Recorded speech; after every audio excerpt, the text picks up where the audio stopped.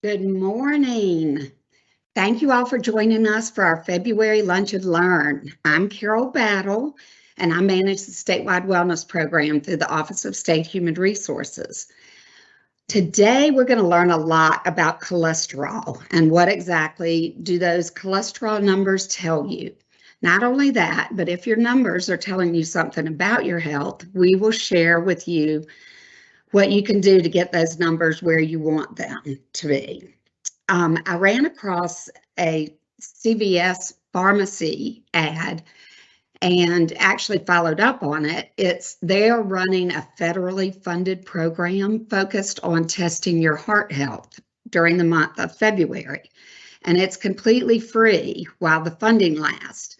All you have to do is Google heart health screening voucher CVS, and you can make your appointment online, and the voucher is redeemable for one heart health screening conducted at any minute clinic before beginning February 1st, and while supplies last. The screening includes your cholesterol test, blood pressure check, blood glucose test, and body mass index. And this is just a great opportunity to double check your numbers and stay on top of them in order to achieve good heart health. I did mine a week ago and it was completely free. The best is that they give you your results during the appointment so you can talk about those results and what they mean right then. And you're going to learn a lot about all those numbers today through Katie, but that would be a fun follow-up for any of you who are interested. And as a reminder, everyone who's registered for this event today will receive a recording of the presentation as well as the recipes and a link to the webpage where we house all of our past demos as well as invitations to upcoming webinars. So be sure to check that out. Now, without further ado, Katie Godin from Lifestyle Medical Center has been a registered dietitian for over 15 years. She focuses on helping individuals meet their health goals and improve their knowledge and relationship with food. Lifestyle Medical Center is an in-network nutrition counseling service. For those of you who are in the state health plan, virtual and in-person visits are covered at 100% for in-network providers. It's a great program to take advantage of, and I'm also taking advantage of that. So to find one near you, log into the State Health Plan portal, which is listed on the cover slide. During the presentation, if you have any questions, just use the chat box, and we will be answering those along with Katie during the cooking demo. We've saved a few minutes at the end of the event to conquer any questions that we aren't able to get to during the demo. So let's get started by welcoming Katie. Katie? Thank you, Carol. It's so nice to be here today. I was just saying it feels like it's been a while since I've done one of these. Anyway, I am excited to celebrate American Heart Month. So, we're going to spend a lot of time today before the demo talking about cholesterol, basic knowledge of what cholesterol is, what are the different types, who's at risk, and of course, what numbers are ideal. And then last but not least, some dietary and lifestyle modifications for those healthy cholesterol levels to keep those at bay. All right, so let's get started. I know maybe a bit textbook and classroom, but what is cholesterol? I feel like we need to know that, right? I think we go to the doctor and we get those labs done, and we're told, well, your cholesterol is within normal range or your cholesterol is high. But what is cholesterol?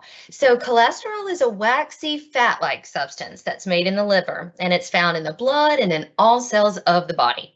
So basically, your liver is making all the cholesterol that you need. The remainder is, of course, coming from food, and that would be foods from animal products. So as we've heard and know, too much cholesterol is a problem. So currently about 38% of American adults do have high cholesterol, which means basically your total blood cholesterol is greater than or equal to 200 milligrams per deciliter. And we'll get into numbers a lot more here in the next few slides, okay? But let's kind of go through the different types. Again, being at your doctor's office, you get your labs drawn, you go and you see your doctor, they tell you, all right, your LDL is a little elevated, but your HDL looks good. And maybe you've even heard LDL or bad cholesterol, HDL or good cholesterol. But again, we need to know a little bit more. I think it's helpful when we have more knowledge about what's going on in our body. We're more likely to make changes, I think, when we kind of understand it a little bit better. So let's start with LDL, or low density lipoprotein. This is what you've heard of as your bad cholesterol. So basically, it's responsible for carrying cholesterol to the cells that need it. And let me go ahead and interject. Cholesterol is a necessary thing. We need cholesterol in our cells for making cell walls, tissues, hormones, vitamin D, bile acid, which is responsible for digesting fat. I'm not going to get too sciencey here and go into all of the detail about all of those things, but basically just know we need cholesterol in our bodies. We do. But when we have too much of specifically LDL, this is what's causing the buildup of fatty deposits or plaques in your arteries, which reduces blood flow. So if you take a look at that diagram of LDL, you'll see the blood flow is a lot more narrow due to that fat buildup around it. And that's a result of too much LDL, too much of this type of cholesterol going into the cells. Okay, and then also to note, oh, sorry, can you go back? I'm gonna explain LDL real quick. HDL, which is your high density lipoprotein or your good cholesterol, does the exact opposite. So this helps carry away the LDL cholesterol back to your liver to be reused, keeping arteries open and your blood flowing smoothly. So, and again, we're going to get into, well, what should your LDL be? What should your HDL be? And what dietary factors will help keep those within normal range. But I just wanted you to understand the difference between those two types of cholesterol. Okay. All right, so what about total cholesterol?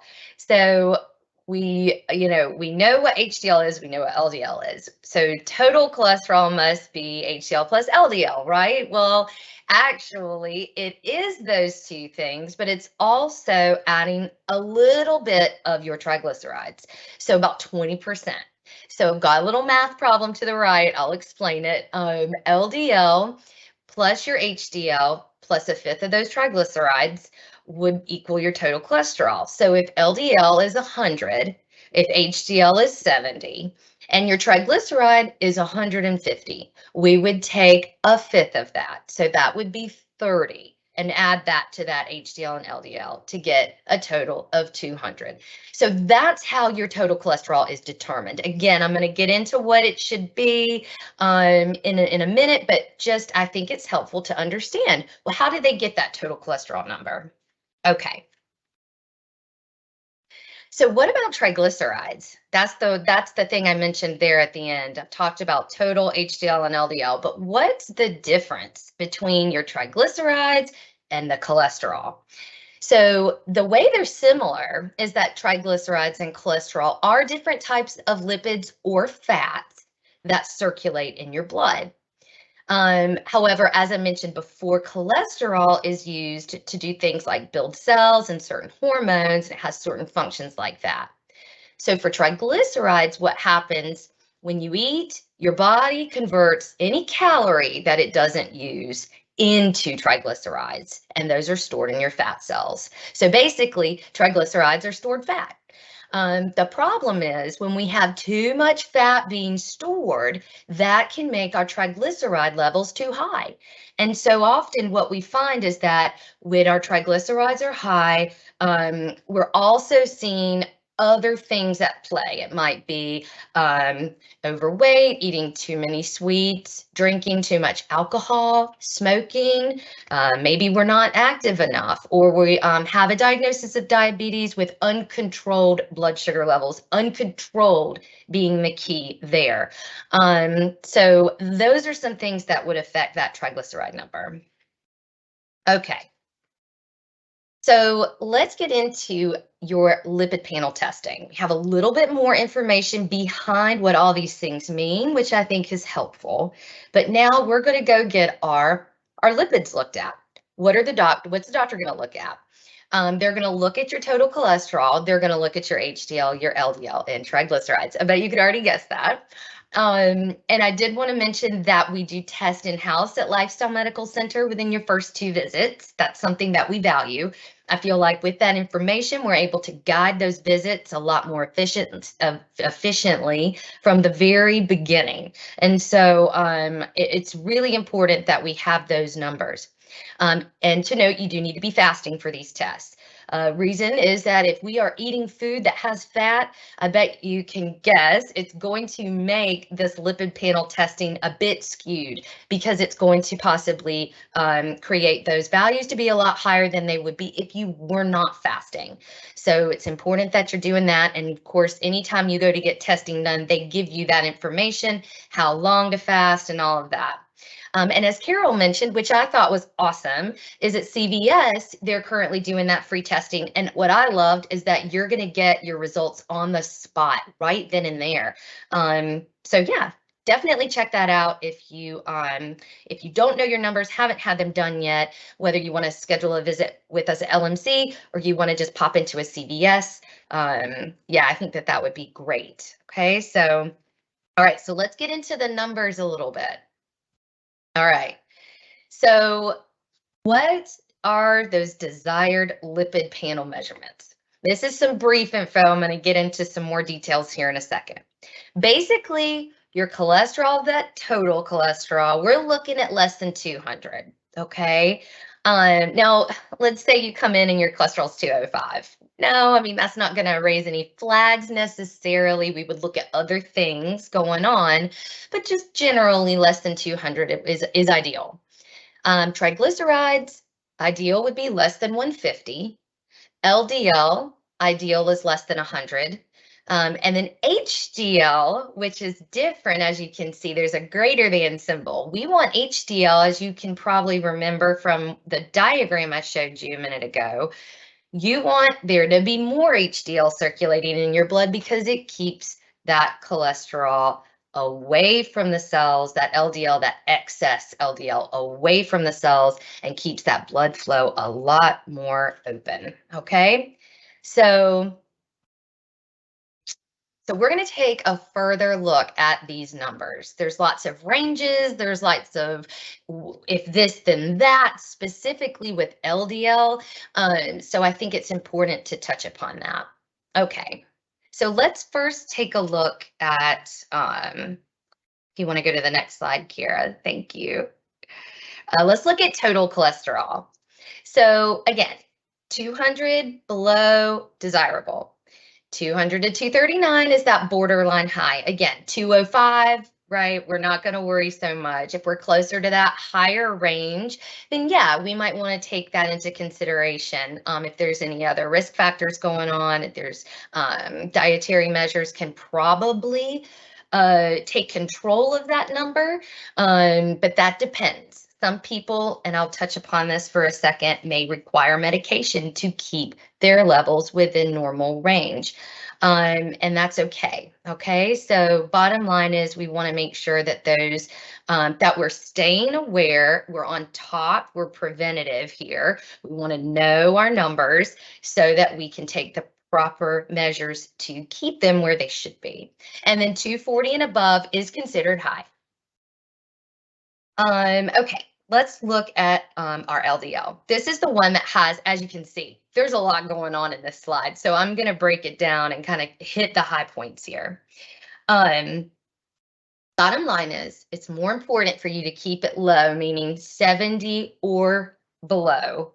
okay? Because as you may remember, I mentioned 100 or below is ideal. However, if you have a history, including heart attack, angina, which is chest pain, stents, or coronary bypass in your history, it is best with you discussing this with your doctor, of course, for you to keep it around 70 or below. This is where medication may be necessary because it can be kind of tough to keep it that low.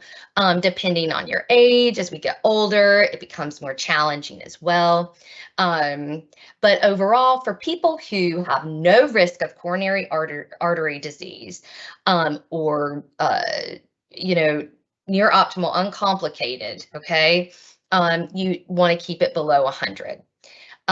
So this means if you have a history of this, but it's uncomplicated, so we don't have anything else going on, and this is something that you would talk to with your doctor. They would explain that a little bit further to you.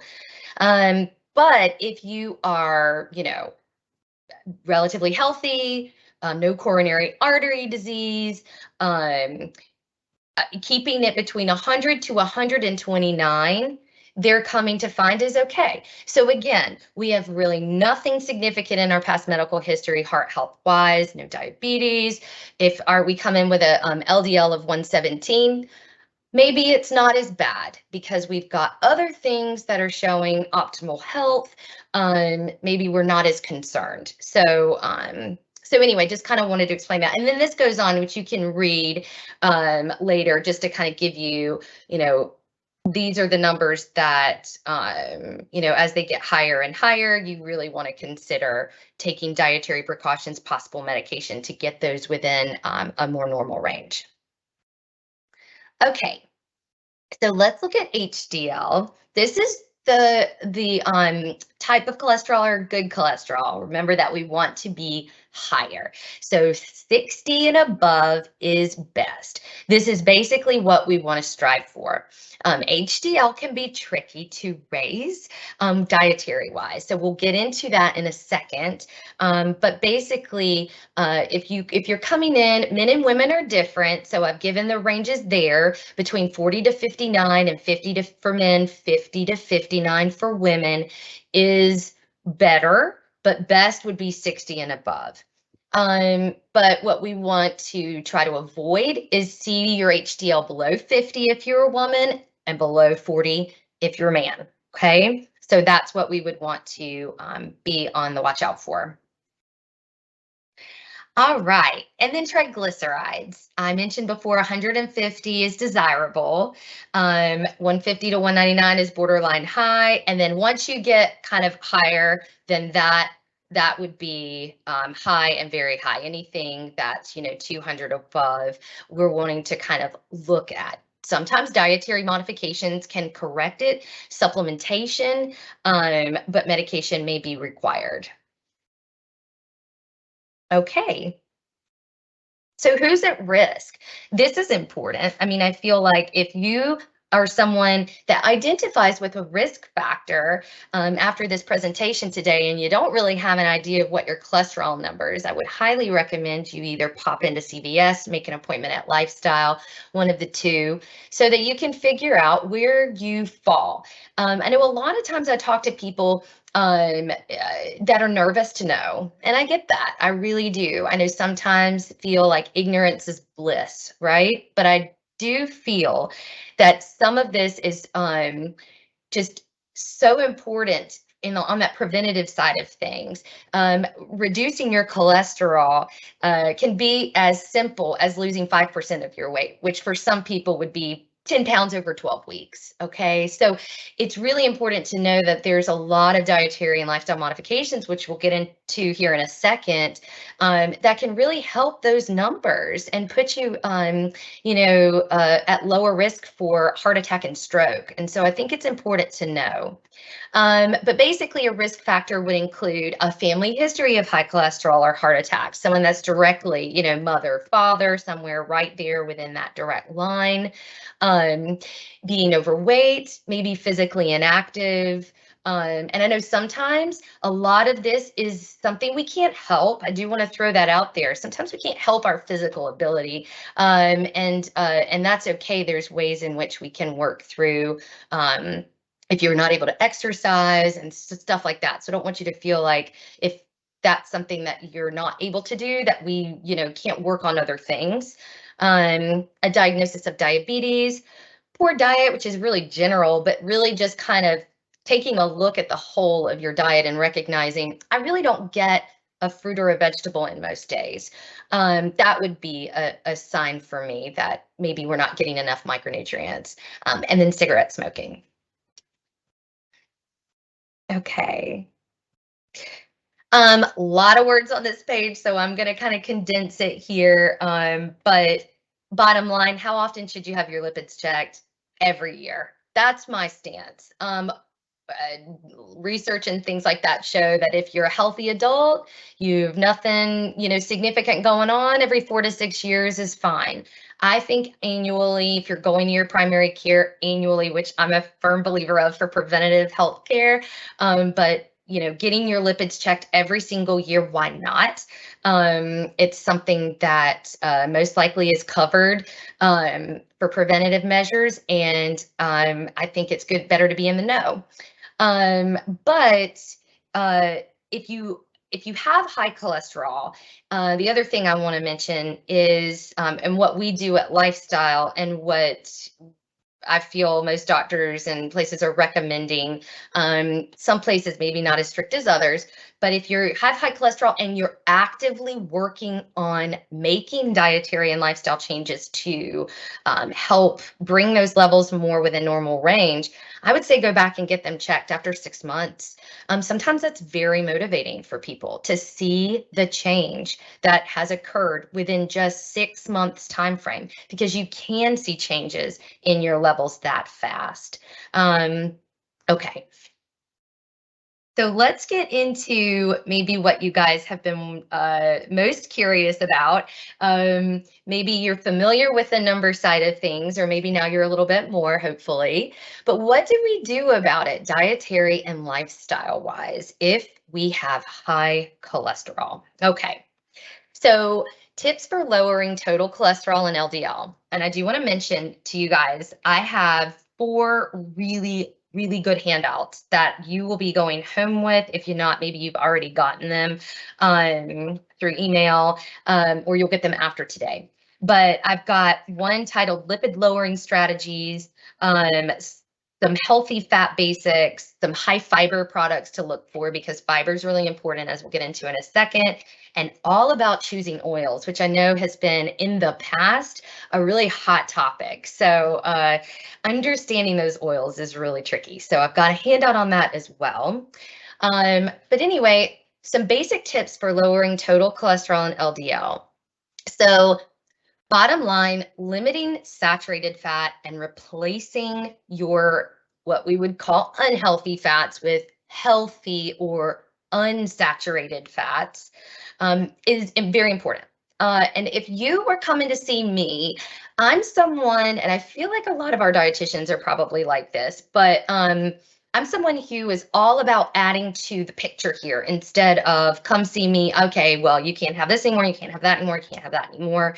No, I'm a big believer of let's focus on what we need to add and implement more of, because I think that's bit of a healthier mindset, not as restrictive, which a lot of studies show that when we're too restrictive, we do not sustain change. So we want to make sure that anything that you're doing dietary and lifestyle wise is something that you're able to sustain long term.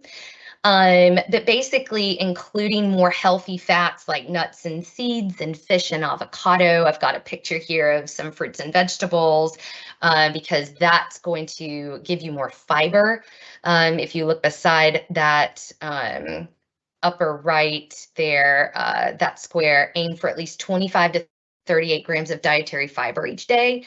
38 grams of fiber is a lot. And I'm going to just put it out there. Maybe that doesn't mean anything to you guys. Maybe some people understand the grams and some people don't. That's information that we would teach if you didn't understand that. But so basically, I think if what I would do is kind of start where you're at. If you're not getting any fruits and vegetables into the picture, I would want you to start eating them, and we would go from there. So fruits and vegetables, beans, lentils, like we're doing today within the demo, awesome source of fiber. Those are things that you want to try to get more of in your diet. Omega-3 fats specifically, again, in that handout that you'll be going home today with, it goes over healthy fat basics, and it talks about what those are in a little bit more detail. But basically, they're a polyunsaturated type of unsaturated fat that have been strictly shown to dramatically improve your heart health. Also, triglycerides. So if anyone has 150 or above for their triglycerides, I'm either going to be encouraging omega-3 fats from fish, omega-3 fats from healthy nuts and seeds and oils that are plant-based. So if you're not a fish eater, or a dietary supplement if you have a hard time getting any of those things in.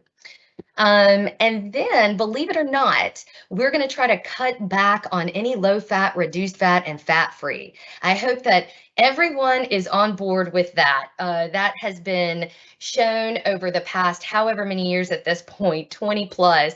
That is not the way to go for overall heart health. I try to encourage more fat. Most likely, when someone comes to see me, that's the first thing I'm telling them to do is to eat more fat. But the right types, right? So it's the right types of fat that matter. So that's really my big focus, fat and fiber when it comes to lowering your total cholesterol and your LDL. Okay. So if we look at that next slide, we're going to go through a couple more things for lowering that total cholesterol and LDL. Sodium and exercise. Okay, so these are huge.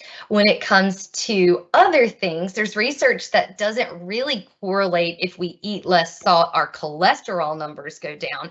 But as we all probably know, when we do not have as much processed foods, a lot of processed foods are processed meats. Okay, and those are in the form of a dietary form of cholesterol. And so if we're kind of eating a lot of processed meats, that's something that I would want someone to work on. You don't have to cut them out entirely, but I think it's just examining how much you're having. I also, just the salt shaker in general, getting rid of that, adding more. A lot of times people are like, well, what do I do in addition to salt? There's, a lot of salt-free types of flavors and seasonings. Mrs. Dash is just one of the most common lines that has so many different things to choose from that are sodium-free. Those are the things that I would recommend if you're someone who loves the salt shaker. And we might wean off of it too, instead of just pull it away because your palate is adjusted to a certain amount. But if you're over the age of 50, have diabetes, African American, or have high blood pressure as part of your lifestyle, then you really want to try to work on getting that sodium down to around 1,500 milligrams or less a day. And again, you start from where you're at and you slowly work down. So that's kind of what we would help you do. And then maintain a healthy weight. The more you exercise, the more LDL your body expels. I highlighted that down at the bottom. So that's how exercise is directly correlated to that LDL. So what we usually recommend is about 30 minutes of physical activity 5 days a week. Today would be a great day to get out there and get in some physical activity, even if it's 15 minutes at one sitting and 15 minutes at another sitting, or 10, 10, and 10. I just like for people to get creative and try to fit it in their day. So that's something that we would help you with too. Okay, so let's talk a little bit about HDL, HDL. So some strategies to increase HDL. It's really hard to increase HDL with dietary strategies. The best thing that you can do to increase that number is to participate in regular physical activity. That is one thing that the studies are pointing to. Regular physical activity, which again can look a lot of different ways. Mindset is key, and that's something that I'm a big firm believer on. A lot of times someone will come into the office and they'll think, I guess I got to start running again. I guess I got to start hitting the gym for 45 minutes to an hour, every day again. No, no, no, no, no. There's nothing that says you have to do anything so drastic. If anything, like I mentioned before, when we make too strong of a change, that's most likely something that's unattainable. You're not going to be able to maintain that. So what we'd want to do is just work on making physical activity a part of your life. Find something you enjoy. I bet there's something, even if you're not someone that loves physical activity, there's probably something you don't hate. So maybe we would start there. But some other things to consider, of course, is, taking in more of those omega-3 unsaturated fats, increasing plant-based fiber, like fruits and vegetables, and quit stopping to smoke, so smoking cessation. So that's been linked to an increase in HDL if you are a smoker. And then keeping that weight within a healthy range and not necessarily focus so strongly on BMI, but more so on that 5% weight loss. Okay, so within a 12-week time frame, 5% weight loss. That's what we would more focus on than seeing if we can have a BMI goal. That's not something we really focus on so strongly. Okay, let's see. Let's get into those triglycerides here. Biggest thing with triglycerides is less added sugar, which is that top picture, and more omega-3 fats. That's really all you need to know. And what I would focus on first and foremost with someone, as I mentioned, if you are someone who does not like fish, salmon, tuna, mackerel, those things that have a strong profile of omega-3 fats, then we could try things like walnuts and flax seeds and healthy oils to incorporate into your diet. But we could also try a supplement, of course, with your doctor on the same page to make sure there's no contraindications. An omega-3 fish oil supplement is a blood thinner. So if that's contraindicated for you to be taking alongside other medications, that's why your doctor would always want to be in the picture. I'm not a supplement pusher, so that's always something that I want to make sure I'm on the same page with other medical professionals on. But other things to consider with those strategies to help reduce those triglycerides is, again, and a lot as you probably are seeing, are redundant changes. So we really work on a lot of similar things if you have high cholesterol or triglycerides, or you're wanting to lower your, increase your HDL. We're working on a lot of similar things here. So 5% weight loss, aim for at least 30 minutes of physical activity most days. The difference between what studies show between triglycerides is that refined carbs have a strong effect on your triglycerides, and that would be things like white rice, white bread, white pasta, and added sugars like, of course, sweets and candies and things that have those types of high fructose corn syrup and sugars of that note, especially soda. So that would be something to consider reducing. And again, I eat white rice occasionally and have white bread with a tomato sandwich. I'll never eat it another way in the summer. I love homemade cookies. I mean, this is not saying that you have to avoid. It's just reduce and be more mindful of how much and how often, okay? Limiting alcohol consumption, which just, across the board is 1 drink a day for women, 2 drinks a day for men. So kind of looking at, your alcohol consumption habits, that's something that I think is important as well. And then blood sugar control. So if you have diabetes, blood sugar control can help reduce your triglycerides. So all right. All right, guys, just a few more slides here before we get to the demo.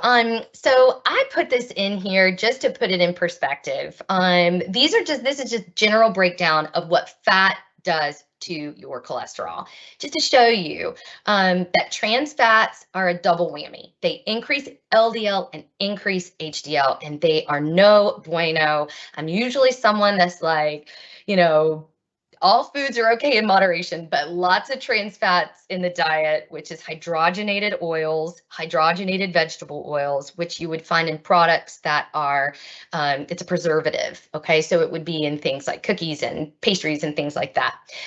Good news is that around, I think, 2015, the FDA banned trans fats in the American food, which it's been banned all across the world for many, many years prior to that.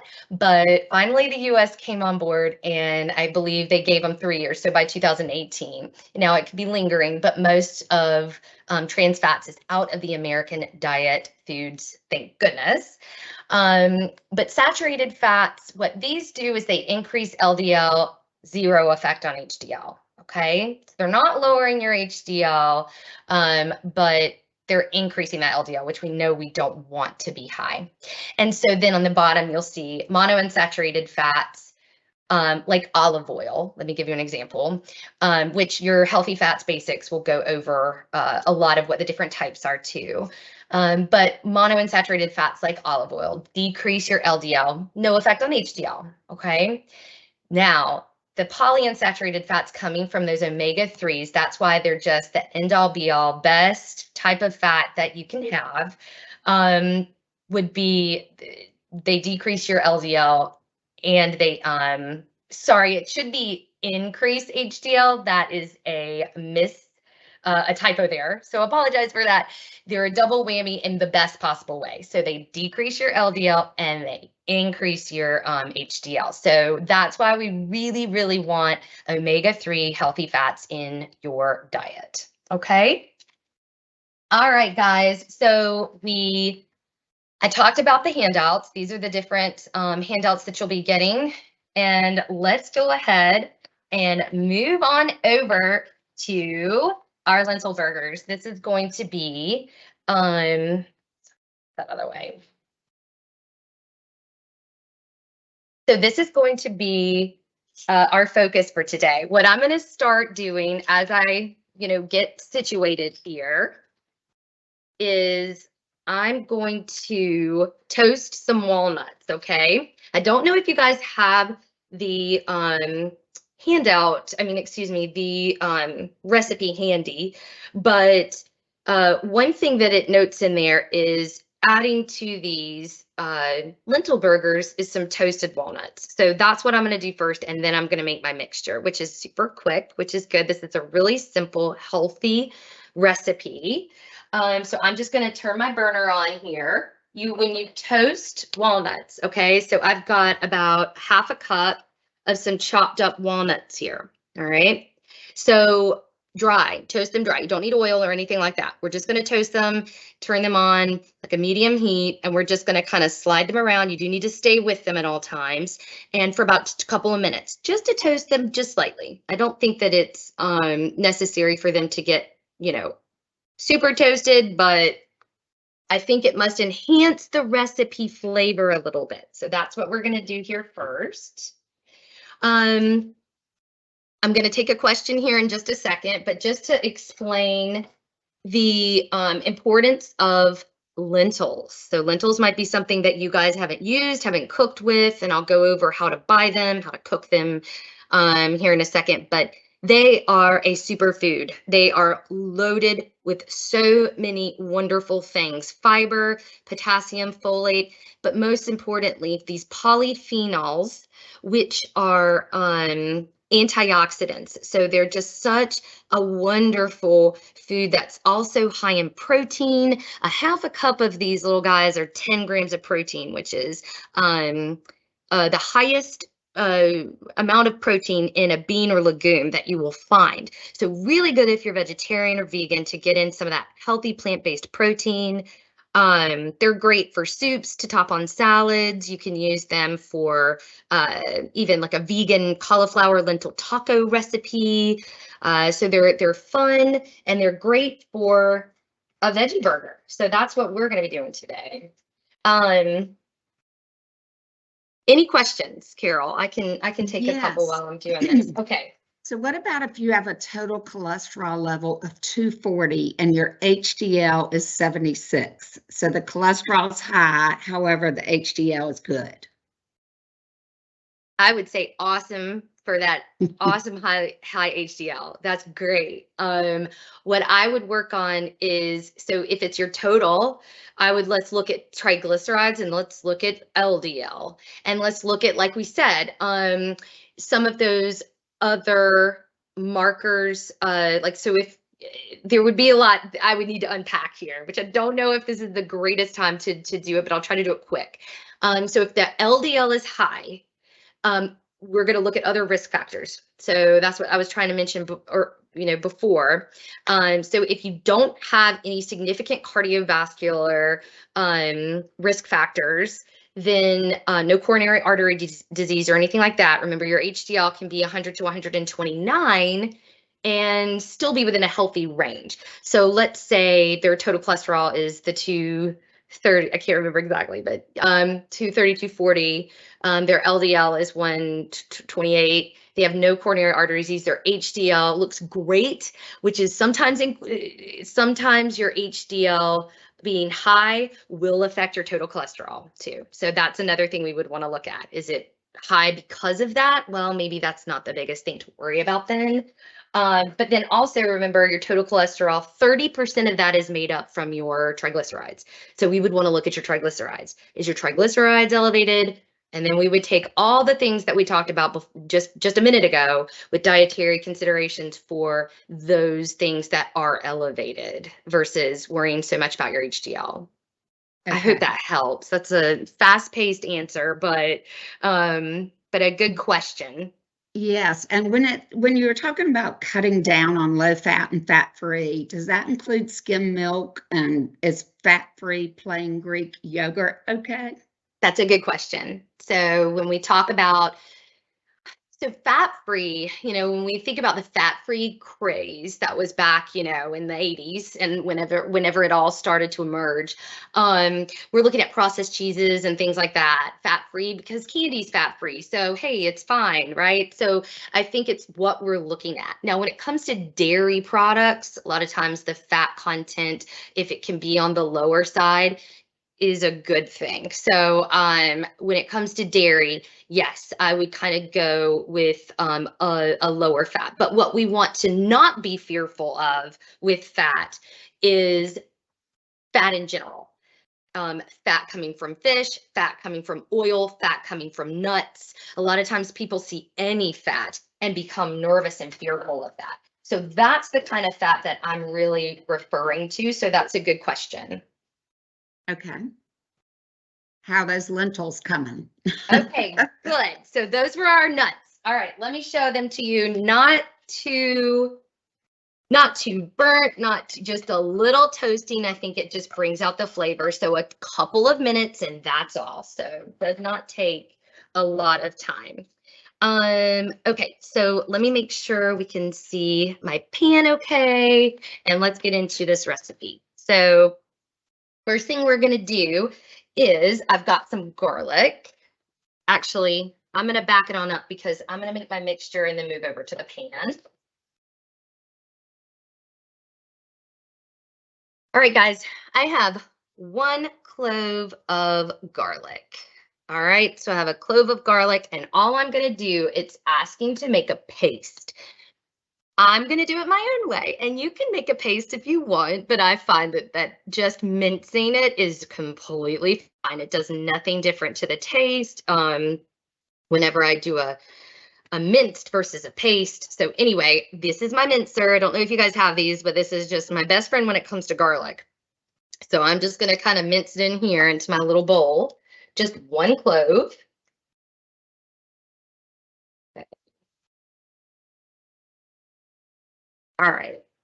So I'm going to put that to the side here. All right. So I've got my 1 clove of garlic that I'm going to put over here to the side. We did our walnuts. So what I'm going to do is our toasted walnuts. I've got my food processor here, so you are going to need something to kind of blend this up. I'm so sorry. Hold on 1 second. I keep getting a lot of notifications there. All right, so I'm going to pour these into my food processor. All right, so that's a 1/2 cup of walnuts that have been toasted for just a couple of minutes. And then the next thing that I'm gonna do is I'm gonna add a couple slices of whole wheat bread that's been kind of broken up, okay? Guys, when it comes to whole wheat bread, this is my kid's favorite brand, so this is what we have on hand a lot, okay? I love Dave's Killer, I love other brands, but this is what we've got. Nature's Own, 100% whole wheat. That's something that that I look for when I'm choosing a whole grain bread. Is first ingredient says 100% whole grain or whole wheat, okay? So again, more fiber. Those are the reasons it hasn't been stripped of its nutrients. So, okay, I'm gonna add 2 slices of decrusted, kind of chopped up bread, okay? And then I'm going to do a spice called marjoram. So I'm gonna do, it says here a tablespoon or a fresh or a teaspoon of dried. So I'm gonna do a teaspoon of dried.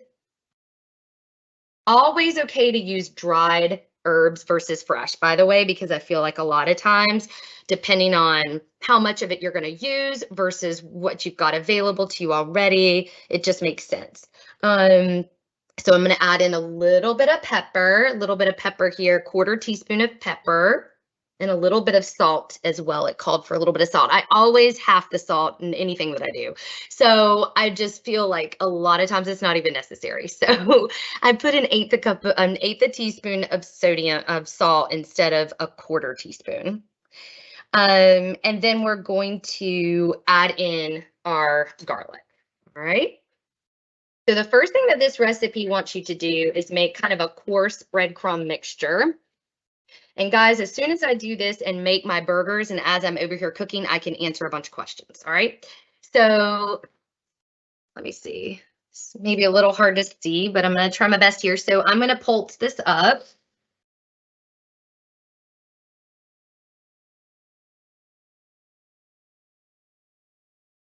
Okay. So I've made my mixture there. Coarse crumbs is what you're looking for. So as you can kind of hopefully see in there, I don't want to stick my hands too far in there because of that big old blade, but these are coarse kind of breadcrumbs is basically what it looks like.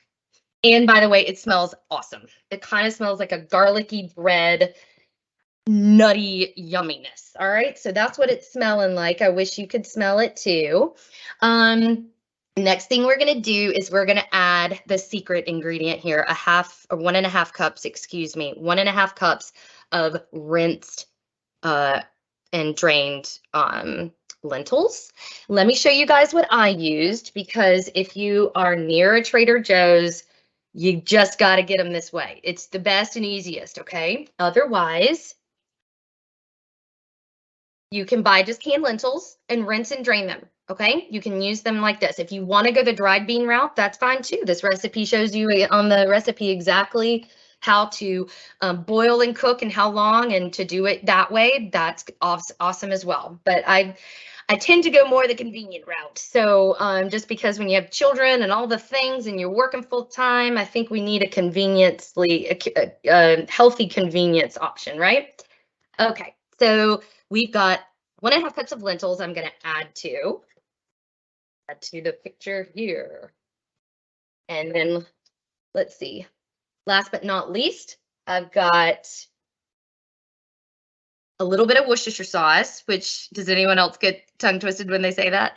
Anyway, so 2 teaspoons of Worcestershire sauce. Just gives it a nice little burst of flavor. So this I might need to pulse a couple of times, scrape the edges and repulse. So bear with me, I might do that a couple of times.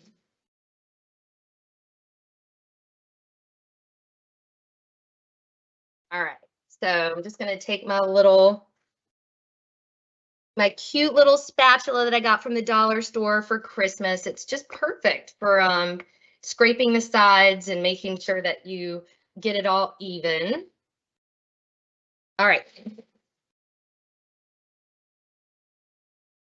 I'll probably do it 2 more times and then we can form our patties. And it doesn't have to be perfectly blended. There can be whole lentils within this, and that's totally fine. Okay, so what I'm going to do is remove this blade so I can reach down in there and get my lentils. I'm going to just kind of, everyone see that okay? Let me get that mixture. All right, so that's kind of what the mixture looks like. All right, it's not the prettiest thing, but it tastes delicious. All right, so about 1/3 cup is what I'm using to scoop up a mixture, and we're going to make patties.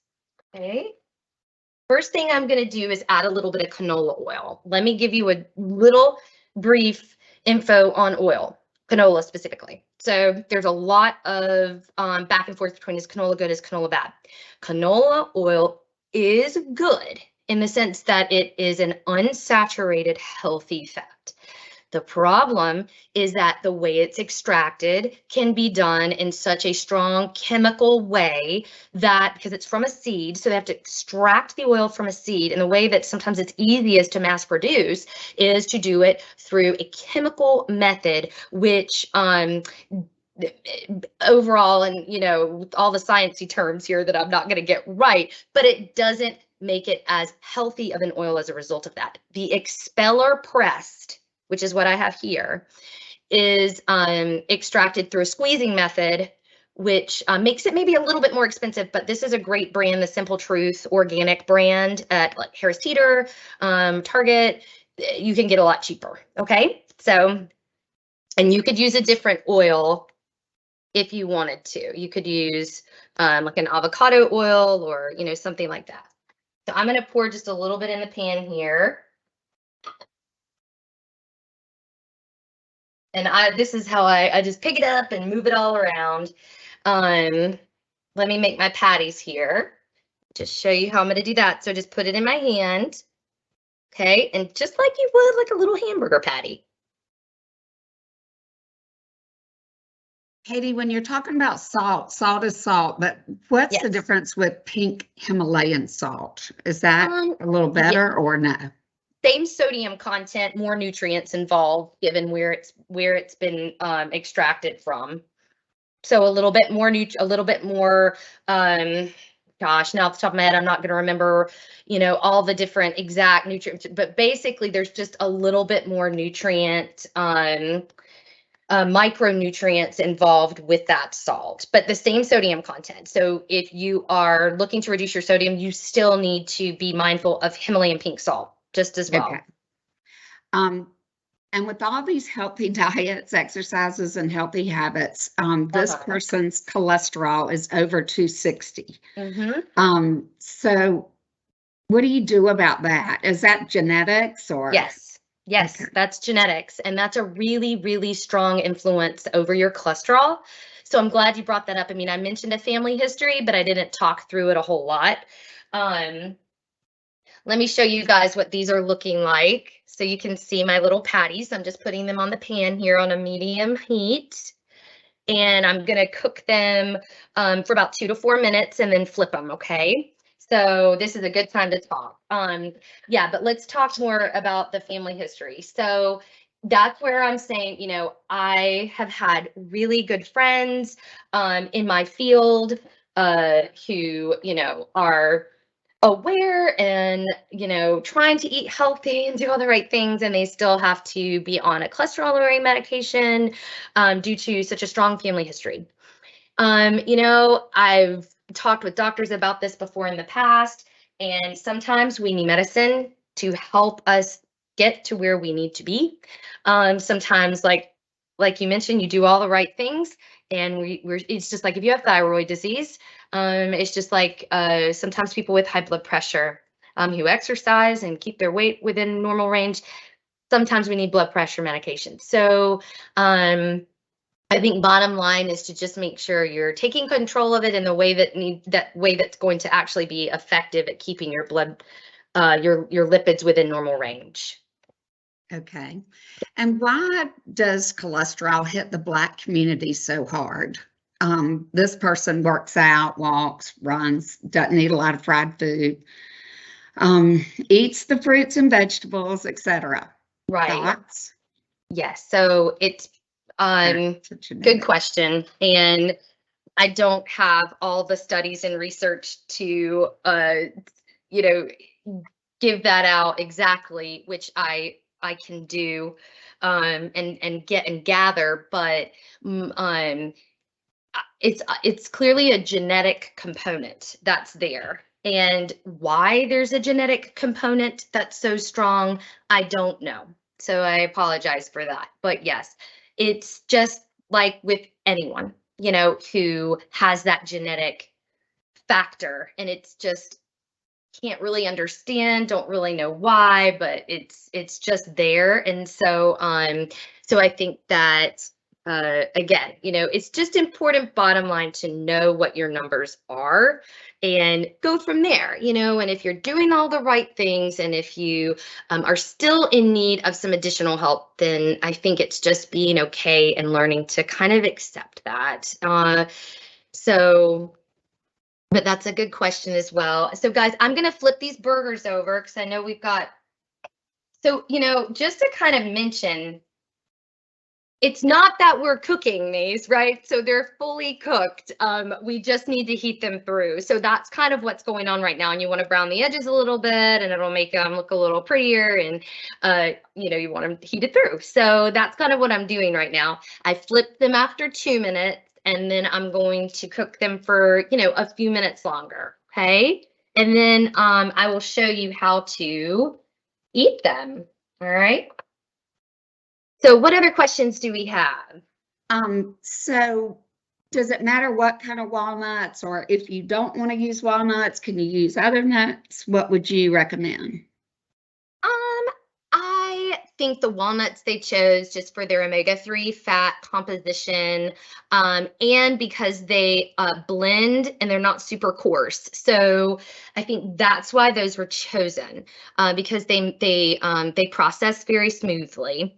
But so yeah, I think you could probably add, I'm wondering, pistachios or something like that. I'd probably stay away from almonds, seem a bit coarse, but yeah, you really can't taste them if it's a taste thing. I'm wondering what it was about the walnuts, but yeah, that's kind of what I would say.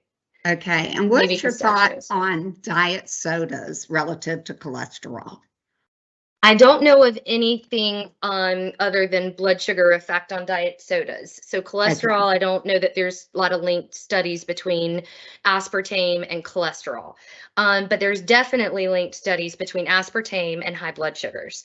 So if you are at risk or have diabetes, those are things that a lot of times we tend to steer towards our sugar-free products and things of that nature, where what we're finding is that there's kind of an odd effect on the body, where if you're having sugar that isn't sugar, but your body thinks it's sugar, it still responds in that way, and can cause elevated blood sugars as a result. And so I would just use in moderation, just like really anything else. I wouldn't tell anyone that they couldn't ever have a diet soda, but if we're a diet soda a day, multiple a day, we would maybe want to have weekly goals there with that instead of daily focus. Right. All right, guys. So I think these are looking really good. So we're just kind of, again, browning. I'm just flipping them over. I probably could have made these, as you can see right here, they're kind of small. These would be great sliders. So, but yeah, I've got a full-size bun to show you, but sliders are a great option. Another way to eat these would be on a salad, within a lettuce wrap, within a pita, a low-carb pita. And then I also wanted to mention, if you're not a big veggie burger fan, or bean burger fan, some good products to look for are Dr. Prager's, Hillary's, and Gardein. I did not put that in my presentation, but those are 3 of my top favorite convenience products for kind of plant-based burgers. Maybe we have time for one more question, and I'll plate this up. Okay. If you're allergic to tree nuts, what other kind of nuts would you substitute, or would you just leave the nuts out of this recipe? I would probably just leave nuts out. I'm wondering if you could insert some seeds, if you weren't allergic to seeds. Nuts are maybe not a significant component, although it might provide a little bit of helpful texture. But I don't, like I said, I don't taste the nut, and I really feel like it's mostly bean that when it's, when I'm kind of biting into it, and it's got the mushy flavor. It doesn't have a hard crunchy flavor. I feel like you could just leave those out. But if you wanted to try some seeds, flax seeds, things like that, just to add a little omega boost, because that's kind of what I think overall purpose was of those, that would be something that you could try. Okay. All right, guys, so I'm going to show you what I've done here. Okay. Ooh, so that looks good. I've got my burger. Oh, they're so good. I will say they're uneventful, and I am saying uneventful without anything on them because they're a little on the blander side. So this whole grain mustard that I have put on top is an absolute pop of flavor that really, really I think is essential. So I love that. Also, I'm going to use my hands to kind of plop that over here. I have a little red onion, a little piece of lettuce, and a tomato on there. You could put, I have a jar of roasted red peppers here. You could put some roasted red peppers on there. I bet you could smear just a little touch of goat cheese if you wanted to. If you put it in a pita, you could probably plop a little tzatziki on there. So they're very versatile in that way. Because they're uneventful alone, you can jazz them up in any way that you'd like to. So I feel like that's a plus. But you could also put them on top of a salad with some other things, in a nice dressing, olive oil, Greek-based dressing, whatever you kind of like there, vinaigrette-wise, I would go for those healthy oils. But yes, this is absolutely delicious. And as far as a side that you could do with it, you could do a little sweet potato wedges if you wanted to. You could do a salad. So you could go that route. Really anything, really any side, veggie wise, I would kind of push. It would be delicious, nice plant-based, healthy, high fiber, loaded with phytonutrients. Great overall for your heart health to incorporate. So. Okay, good. Is there a substitute for Worcestershire sauce since it's not vegetarian? You're right. Good call on it not being vegetarian. So a helpful tip there, you can find, because Worcestershire, why it's not is because it has anchovies made with it. So what you could do is they do make vegetarian Worcestershire sauce. So you could get a vegetarian flavored, this usually has a molasses, a soy sauce kind of blend to it. So you could do a little soy if you wanted to. You could do something like that. But yeah, I would probably go to a Whole Foods or kind of one of the little bit more grocery stores like that to find a vegan, vegetarian sub though. Okay. And when you were talking about the canola oil, if it's expeller pressed, does that mean that it's physically rather than chemically extracted? Yes, it's a physical squeezing process where, and I'm sure there's machines that's helping with that, obviously, right? But there's no chemical. It's not a chemically based expression of the oil, which is what causes it to oxidize and be unhealthy, where original canola oil is a part of the Mediterranean culture and is absolutely essential in that type of the world. So it is a very good heart healthy oil. Okay. Well, this was just so good, Katie, and very, very informative.